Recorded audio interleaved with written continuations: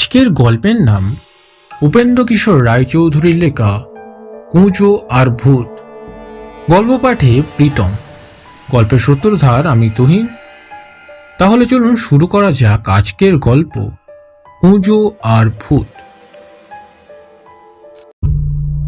কানাই বলে একটি লোক ছিল। তার পিঠে ছিল ভয়ঙ্কর একটা কুঁজ।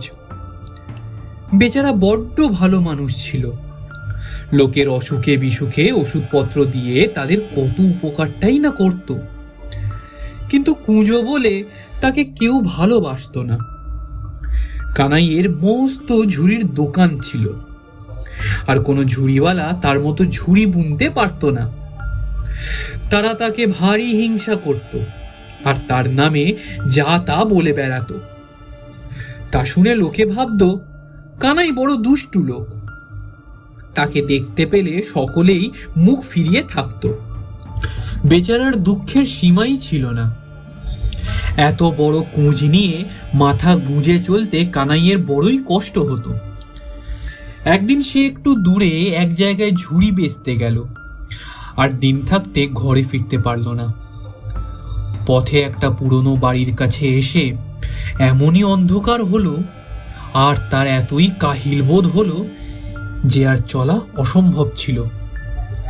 সে জায়গাটা ভারী বিশ্রী।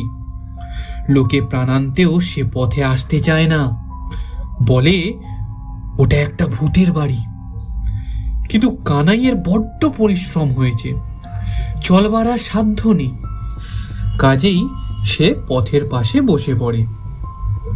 কতক্ষণ সে এভাবে বসেছিল তার কিন্তু কোনো ঠিক নেই। বসে থাকতে থাকতে তার মনে হলো যেন সেই পুরনো বাড়িটার ভেতর দিয়ে আওয়াজ আসছে, অনেকগুলো গলা মেলে। আহা, কি সুন্দর সুরেই গাইছে। শুনে কানাইয়ের প্রাণ জুড়িয়ে গেল। সে অবাক হয়ে খালি শুনতেই লাগলো। গানের সুরটি অতি আশ্চর্য, কিন্তু কথাগুলো এইটুকুই, লুন হে, তেল হে, ইমলি হে, হিং হে। শুনতে শুনতে কানাই একেবারে মেতে গেল। সে ভাবলো যে তার গানটাও না গাইলে চলে না। কাজেই সেও খুব করে গলা ছেড়ে সঙ্গে সঙ্গে ধরলো, লুন হে, তেল হে, ইমলি হে, হিং হে। এইটুকুই গে ঝাঁ করে তার বুদ্ধি খুলে গেল। সে আরো উঁচু সুরে গাইল, লসুন হে, মরিচ হে, চ্যাং ব্যাং শুটকি হে। কানাই এই কথাগুলো খুব গলা ছেড়ে গিয়েছিল। সে গলার আওয়াজ যে সেই বাড়ির ভিতরের গাইয়েদের কানে গিয়ে পৌঁছেছিল তাতে আর কোনো ভুল নেই। সে গাইয়েগুলো ছিল অবশ্য ভূত। তারা সেই নতুন কথাগুলো শুনে এতই খুশি হলো যে তখনই ছুটে কানাইয়ের কাছে না এসে আর থাকতে পারলো না। তারা এসে কানাইকে কোলে করে নাচতে নাচতে সেই বাড়ির ভেতরে বেয়ে গেল। আর যে আদরটাই না করলো, তাকে যে কত খাওয়ালো তার অন্ত নেই। তারপর সকলে মিলে নেচে নেচে ঘুরে ঘুরে গাইতে লাগলো, লুন হে, তেল হে, ইমলি হে, হিং হে, লসুন হে, মরিচ হে, চ্যাং ব্যাং শুটকি হে। কানাইকেও তাদের সঙ্গে নেচে নেচে গানটি গাইতে হলো। তখন তার মনে হলো, কি আশ্চর্য, আমি কুঁজ নিয়ে চলতে পারি না, আমি আবার নাচলুম কি করে? বলতে বলতেই তার হাতখানি পিঠের দিকে গেল। এ কি, তার সে কুঁজ যে আর নেই। একজন ভূত বলল, কি দেখছিস বাপ? ওটা ওখানে নেই, ওই দেখ তোর পাশে পড়ে আছে। সত্যি সত্যি সে কুঁজ আর কানাইয়ের পিঠে ছিল না, তখন তার পাশে পড়েছিল। আহা, কানাইয়ের তখন কি আনন্দটাই না হলো, আর হালকা আরাম বোধও হলো। সে তখনই সেইখানে মেঝেতে শুয়ে ঘুমিয়ে পড়লো। তারপর যখন পরদিন সকালে ঘুম ভাঙলো, তখন সে দেখলো যে সেই বাড়ির বাইরের রাস্তার ধারে শুয়ে আছে। ভূতেরা তাকে একটি চমৎকার নতুন পোশাক পরিয়ে সেখানে এনে রেখে দিয়েছে। তখন সে তাড়াতাড়ি উঠে মনের সুখে বাড়ি চলে এলো। সেখানকার লোকেরা তার মুখের পানে ফ্যাল ফ্যাল করে তাকায়, কেউ তাকে চিনতে পারে না। সে যে তাদের সেই কুঁজো কানাই, ভূতেরা তার কুঁচ ফেলে তার এমন চেহারা সুন্দর করে দিয়েছে যে কথা তাদের বোঝাতে অনেকক্ষণ লেগেছিল।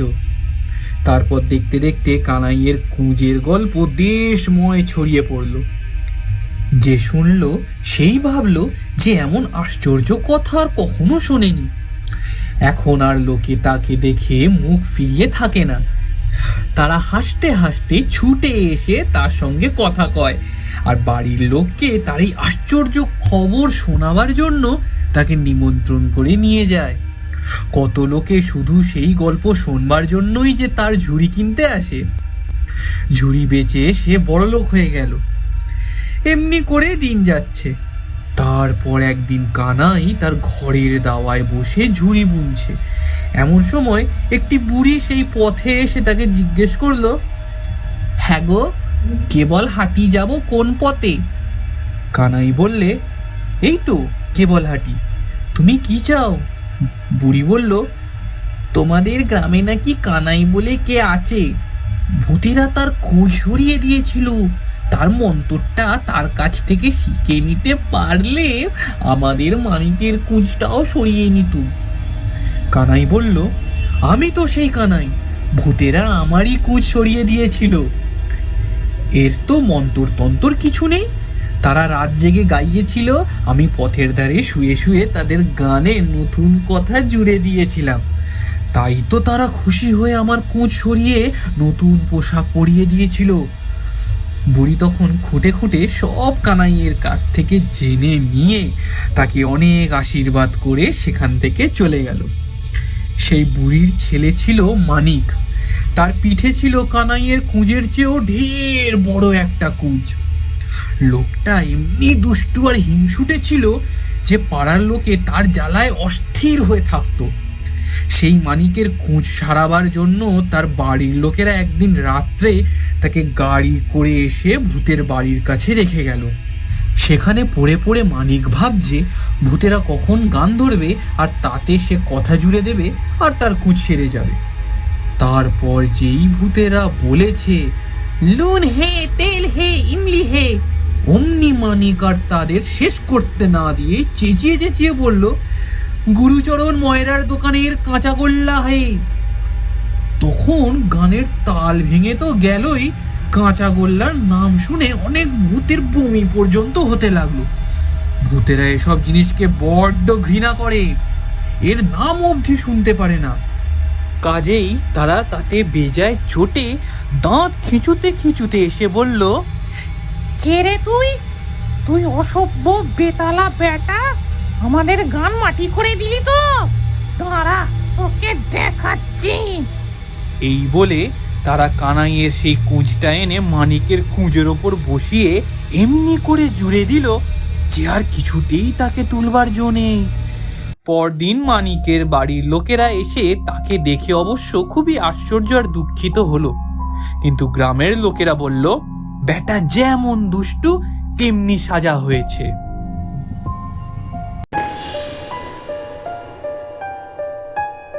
শেষ হলো উপেন্দ্র কিশোর রায়চৌধুরীর লেখা কুঁচো আর ভূত।